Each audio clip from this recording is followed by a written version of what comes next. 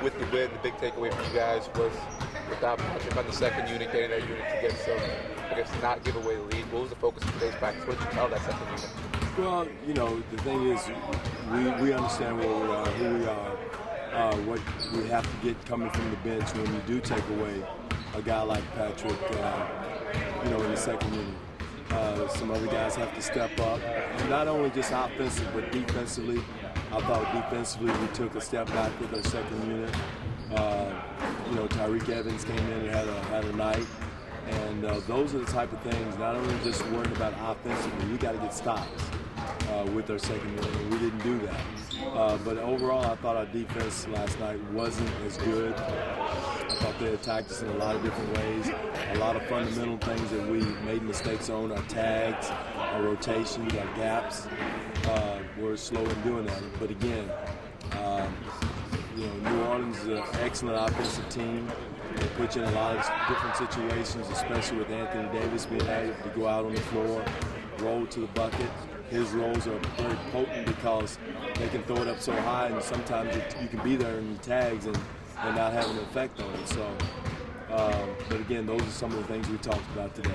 How much was the unfamiliarity of not really playing New Orleans and knowing a lot of those sets play into that? Not a lot. The different things that they do some different things and put your tags and your rotations in different positions, which causes some problems for you. Gave us a little angst as far as who's tagging, who's supposed to be there. But once we figured that out, we did a better job in the fourth quarter. But again, our attention to details got to be there more so earlier in the game before we can't wait till later. But I thought our starts offensively was pretty good last night. We scored 29 points in the first quarter, 30 points. So our offense in the first quarter was okay, but we got to pick it up for 4 quarters defensively. Clearly a big game tomorrow. Hard to keep sometimes focused before you go on a 5-day holiday with the break. So how important is tomorrow's game and to stay in it? It's huge. Tomorrow night's game is huge, and the fact that there's a team right in the standings close to us in the conference. They're playing very well right now. So it's huge. And to make sure we take care of business before we go on the break. We've been talking about that now for the last week or so, and we didn't do a good job on the West Coast trip of closing out the break. But again, we got one more game before the break, and we don't want to take a break before it starts.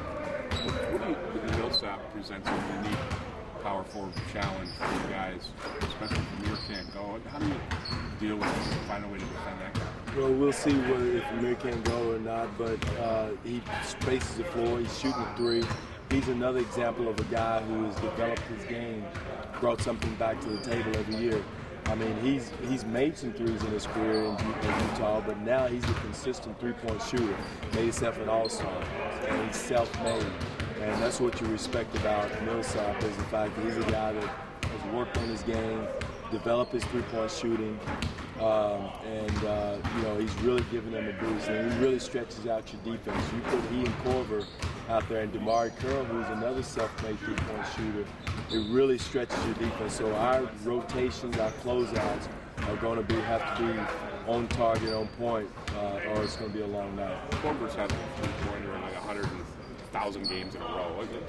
How hard is that for a guy to do that? That's very difficult because it's not like teams don't know who you are. They're not keen in on you, haven't talked about you in their scouting report. So for him to make a three in every game is a record probably won't be broke for a long time.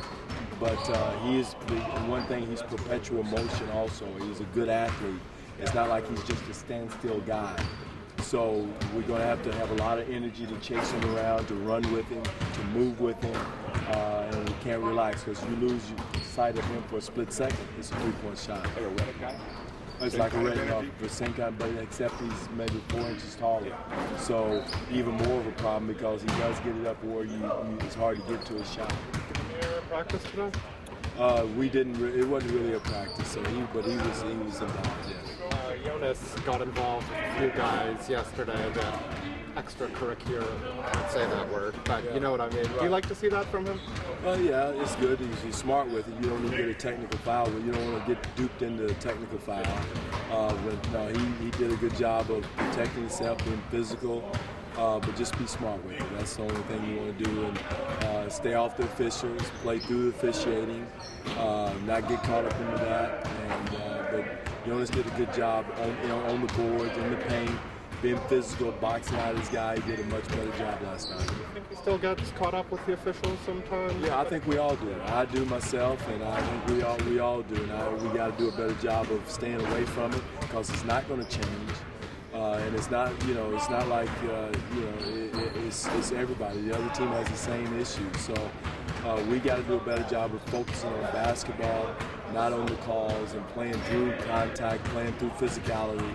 And I've been preaching that for a long time now. But again, those are the things we can't let frustrate us. What is the update on him, Aaron? Do you expect him to play in your last game before? I don't know. We're going to see. He's still sore, but we're going to see. Right now, we need all hands on deck. It's not like the past where games don't matter. In the past we were building, getting guys experience. Now games matter. So everybody, if they're available to go, if you can't go, you can't go. But we need everybody to be able to compete. I'd like to see Valanciunas play nasty. No, he needs just to play. We don't need nasty. We need just a physicality, a clean physicality, screening. That to me is nasty. Setting screen is nasty. Boxing out is nasty. Those are the kind of nasty things we need. We don't need elbows. We don't need a lot of extracurricular, facial expression. We need screens. We need box outs. We need getting on the floor after the ball. We need taking charges. That's the type of nasty we need more than anything else. And staying on that nasty line, with Hansbrough last night, he seemed to come out with a bit more of an edge than he had since the injury.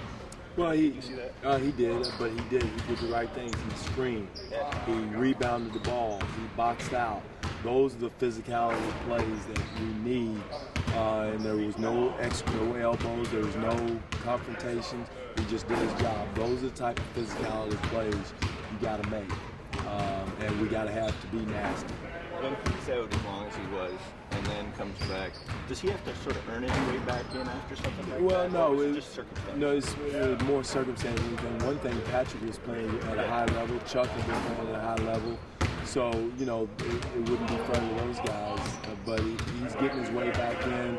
Another thing, he's getting back in the game shape, getting ready for the speed of the game. He's doing a better job of that. But I thought he came in last night, he and Pat were the difference in the game.